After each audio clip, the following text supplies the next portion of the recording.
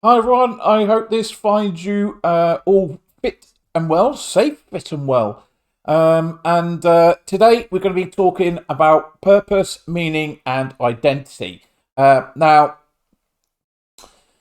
before we get into it, this could be quite heavy. I'm going to try and keep it as basic as possible, but please don't think that today, I can't really help those who are really seeking this big,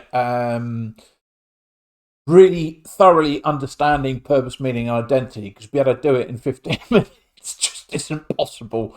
Okay. However, I'm going to give you an insight, going to give you the key pointers and some questions and things for you to think about. And if you want to know more, like I said, always drop us a line, ask the questions, and we'll help you out as much as possible and point you in the right direction. Okay. So last week we looked at values and beliefs. I had to think there for a sec. And this is where, through as we go through purpose, meaning, and identity, you'll then start seeing how all of this comes together and how actually all of it is intrinsically linked. That's a big word for me on a Sunday. Intrinsically linked. Okay. And then you'll start seeing the overlapping, and how one thing leads to another. And you'll see that when we talk about purpose and meaning, then there's a lot of debates about purpose and meaning, and ultimately whether it's the same thing. And there's a lot of scholars that have written about it. And put it this way: if the professionals and the scientists, if they can't agree, then we're all screwed, aren't we? So take take the bits that are relevant to you and that is going to be most value to you, and that's what I would suggest doing for this episode. Okay, so I will be looking down from time to time because there's a lot of information, so I've had to make some notes, and I'm struggling a bit today with pain, so bear with. All right, we'll make this work. So purpose first, then. What is someone's purpose? What is our purpose? What's our life's purpose? What's it? What's it all about? We're not now. We're not trying to answer the question of what's life all about in the bigger picture. It's about us as individuals, and this is very purpose, meaning, identity. Three of them. They are very personal, very unique, and ultimately, unfortunately, you are the only one who can identify your specific purpose, meaning, identity. All right.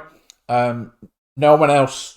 If other people start telling you that you are this person, then that's you're living off their perceptions of who you are, and their values and beliefs and purpose, meaning, identity could be completely different to yours. So you end up living a life that isn't even yours. You know, have you ever kind of been like that, and it, you're thinking, this life doesn't feel right to me somehow. I don't know how, I don't know why, it just doesn't feel like this is who I am. I feel like I'm should be someone else. Anything like that, then this is going to mean even more to you right now. Or if you're going through a midlife crisis, if you go through a midlife crisis, then this might mean a lot to you right now. Um, but knowing your purpose can guide our decisions, our life decisions.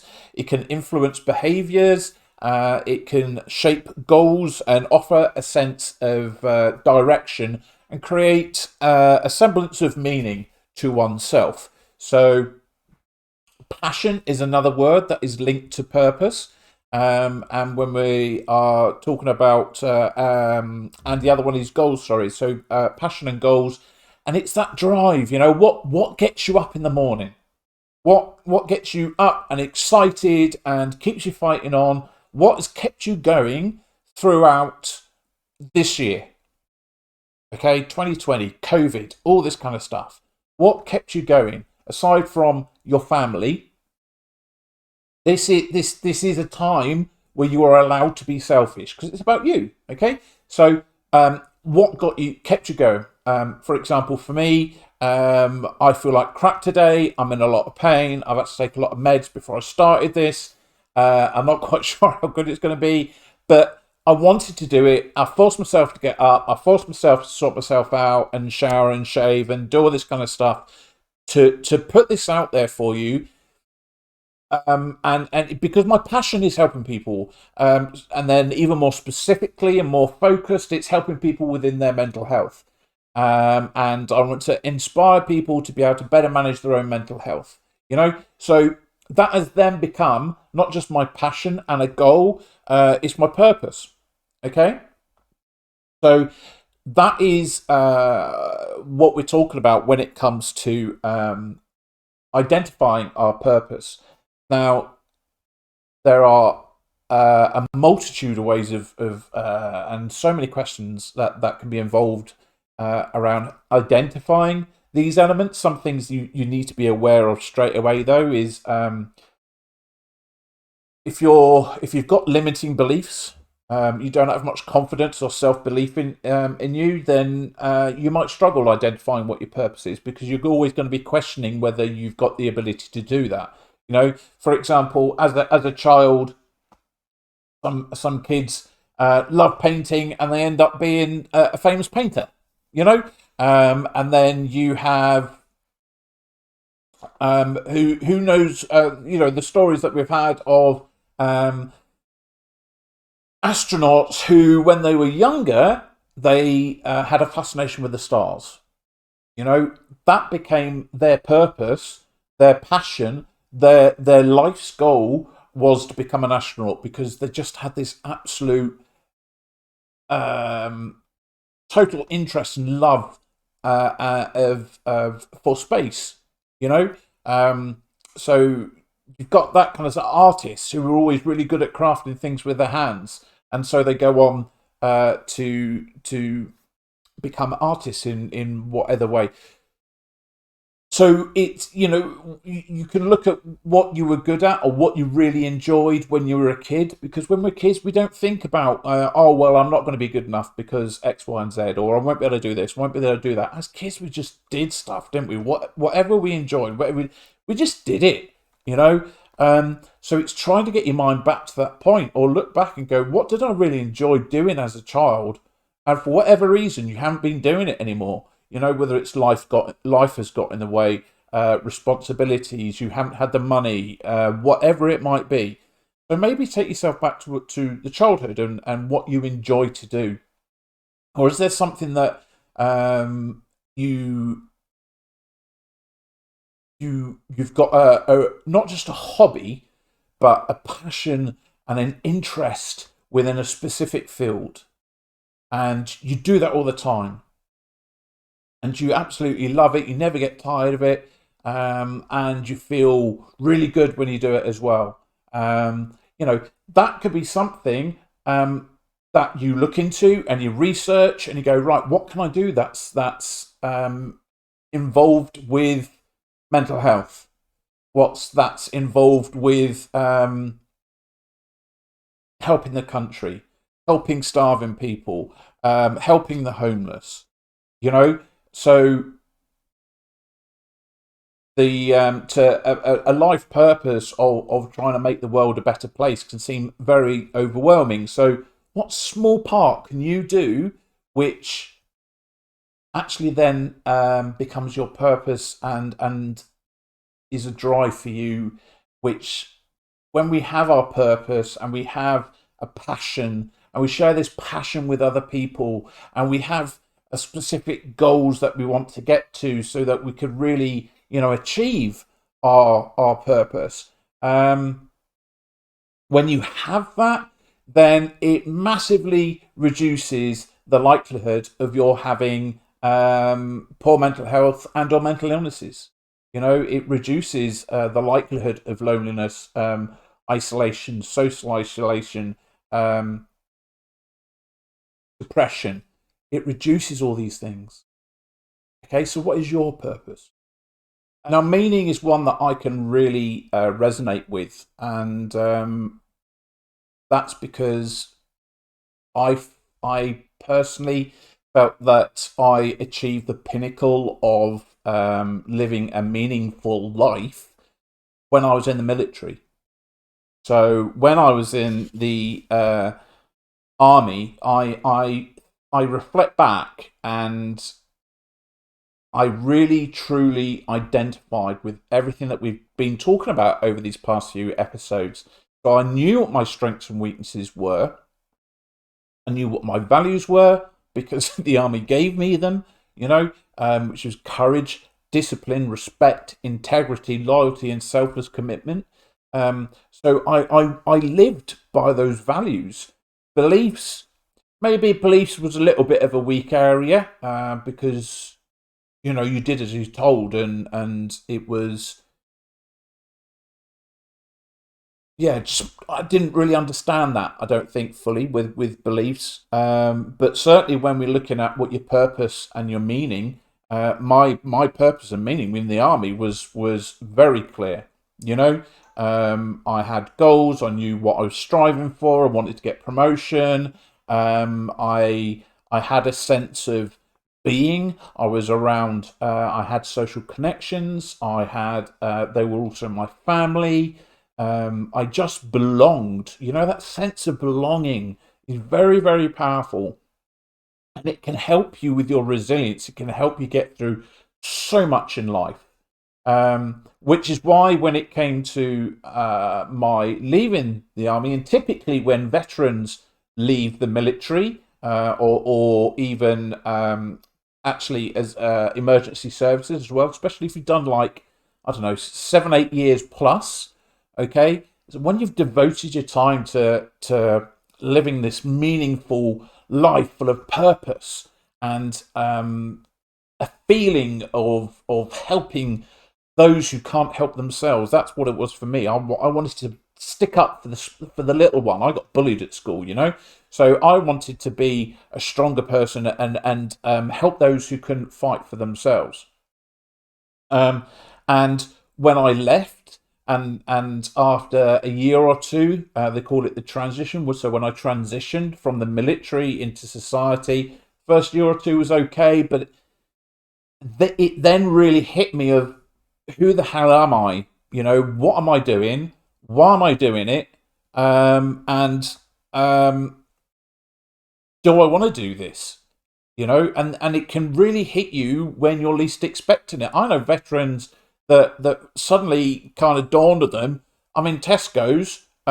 Many other retailers are available. I'm in Tesco stacking shelves. What the hell? Why am I doing this? What's this all about? Is this what life is for me? No disrespect to those who work for shelves, work in retail. Hell, use lot as second key workers. It was yourselves who keep us bloody fed in lockdown. So I got nothing but respect for those. But when you've gone from having a such a massive purpose in life to then be in a job that you're just getting nothing back from, and you just don't feel, you don't know what it's all about. It's just suddenly you don't even know who you are before anymore. There's no, and the way of so what can you do to find your meaning? Well, make time for your friends, family, and for social events. Okay, they're really important to have the social connection, and to feel that sense of belonging, especially when you're connected with people who share similar interests or passions as yourself. Then that you can find yourself really connecting with individuals who share similar interests, similar passions, a similar purpose, and the sense of belonging is huge. And this is where this can really help when it comes to your mental health.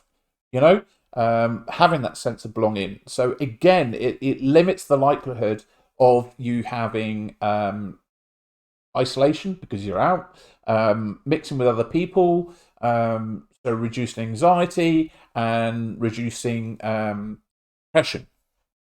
So, it's really important to have those connections. Make time to develop a hobby and or interest. How many of you out there have got a hobby or an interest? I'll add one, but that actually make the time to take part in that hobby and or interest. Now, any of you can sit there, yeah, I've got an interest to do this. You make time for it. And not only when it comes to, again, making time for your hobby and or interest, do you then join a group of individuals who enjoy the same interests or hobbies? Not why not? This can all help with your sense of meaning. Do you engage with and invest in the community?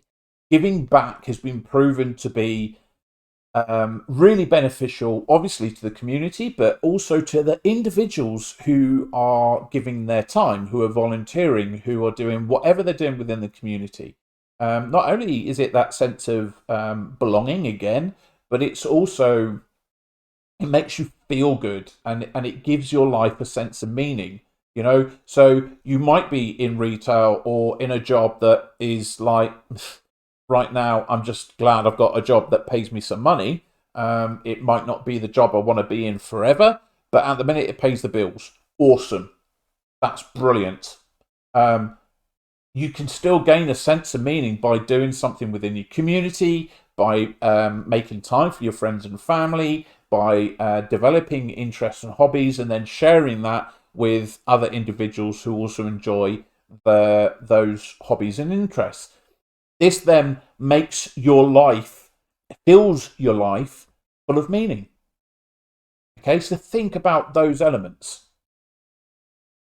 So we talk about identity then. Identity is about where you are and who you want to be as a unique individual. Now, this is constantly changing. It's not something that's fixed. And depending on what you experience as you go through life, this can evolve, adapt, and it's always worth every now and then reevaluating,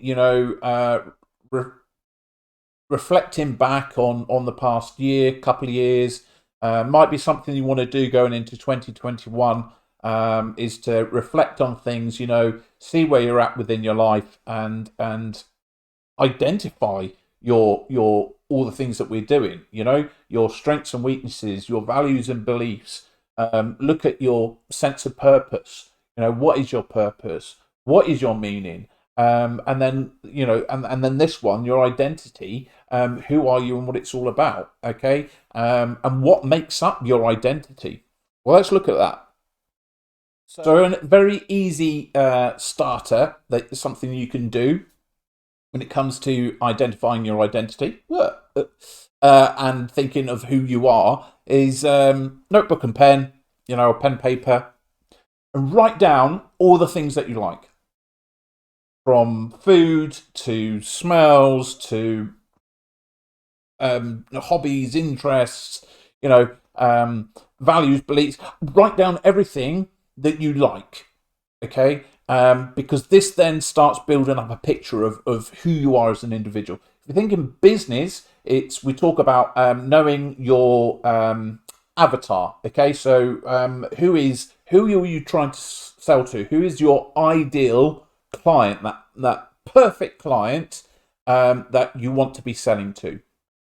So we really concentrate on that avatar, that person. Okay. And we go, okay, so it looks like they are this kind of person. They have these interests. They live in such and such a house.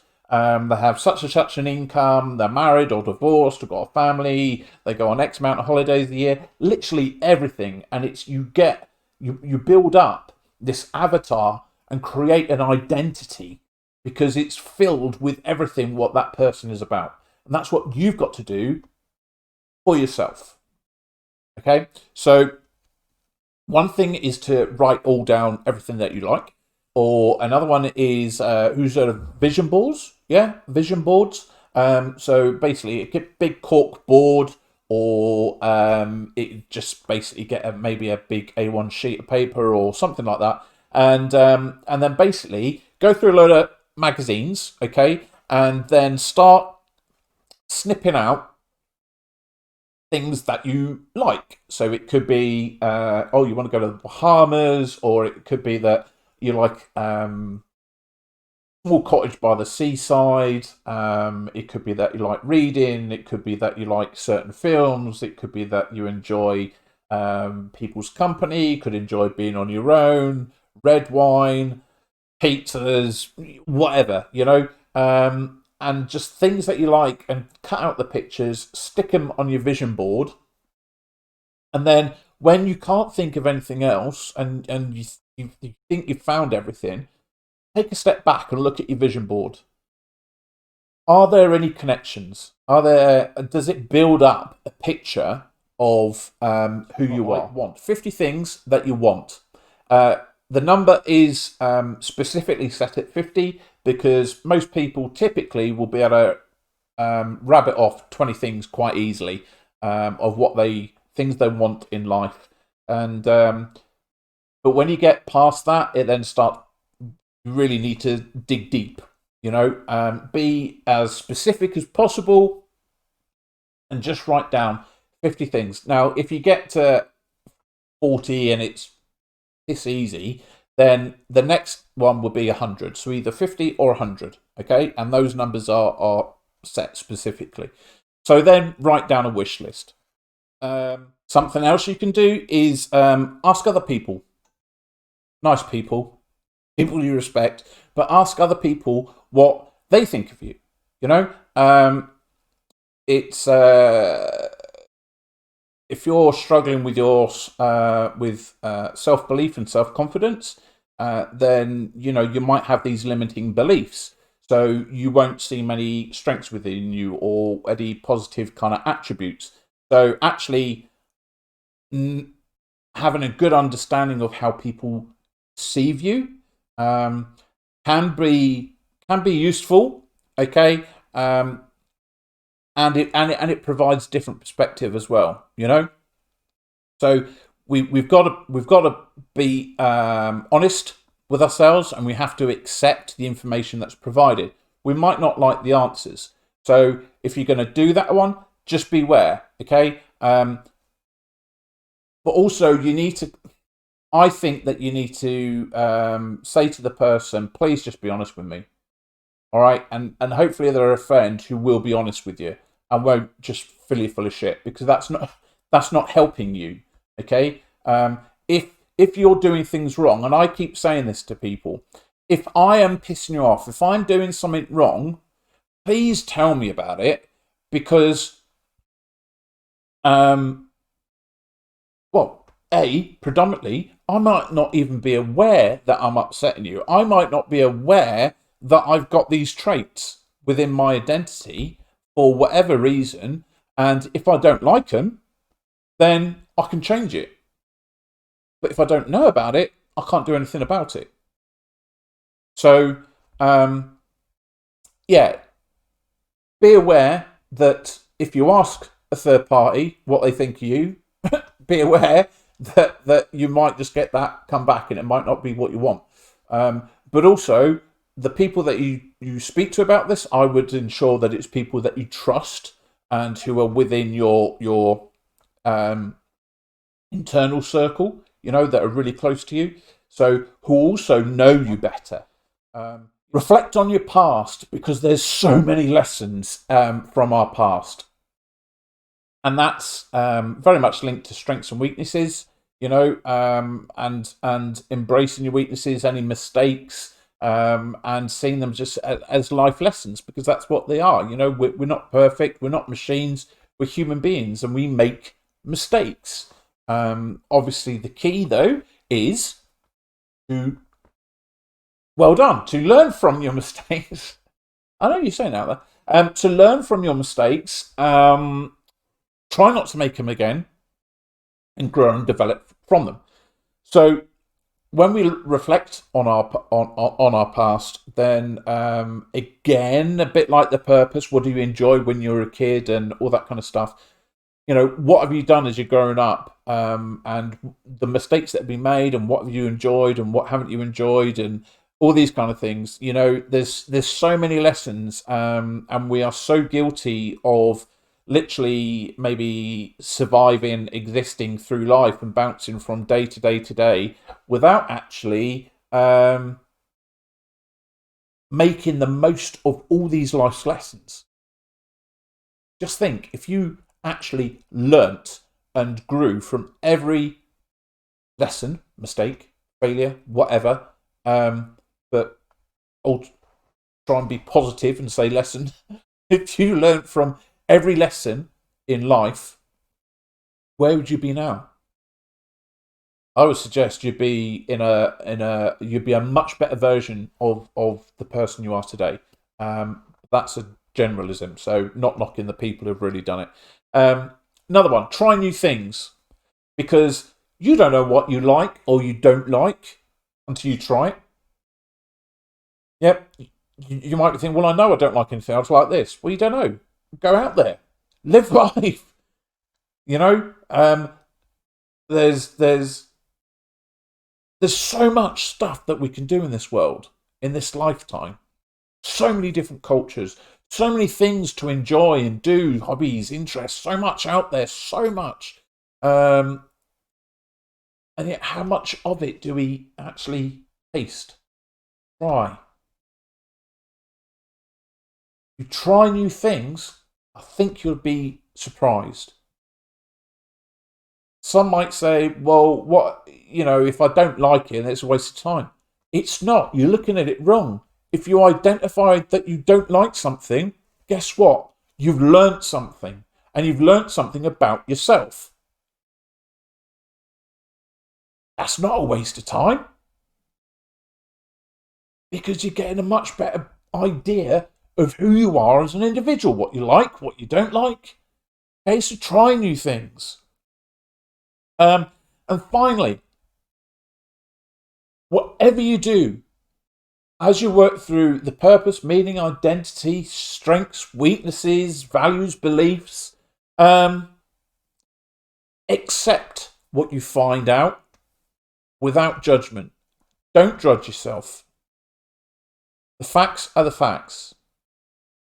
However, obviously, if you have identified that actually you are annoying people and you're letting people down more than what you realised, or you're a big head, or you're not achieving as much as what you want to achieve, guess what?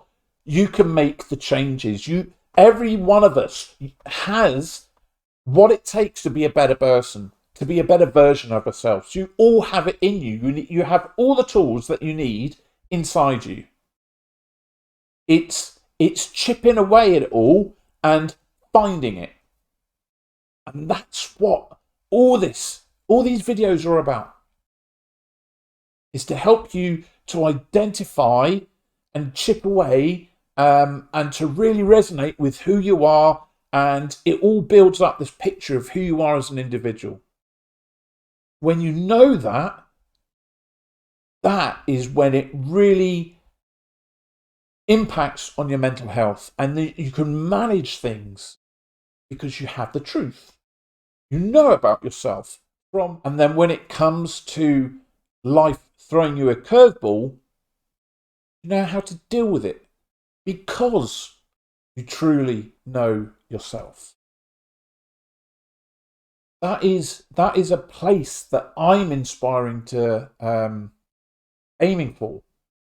That is a place that I'm trying to inspire individuals to find, to want to find. Then provide the knowledge, the education to yourselves, to then empower you to be able to do it yourself. We can all live so much better lives. We need to put in the work. We need to take the time. We need to make the time for us. From that point, you will enjoy much better relationships, social friendships. Your loving partners will benefit from you being such a better version of yourselves. They will respect you more. People in general respect you so much more because you've invested so much time in yourself. people will want to invest their time in you because you're worth it. And I know that you're all worth it. So accept the facts as they are. No judgments. Don't let anyone else's perceptions, expectations, or judgments of you change any of that. Be the person you want to be. Be honest with yourselves. Accept the facts. Make no judgment. And what you don't like, change it.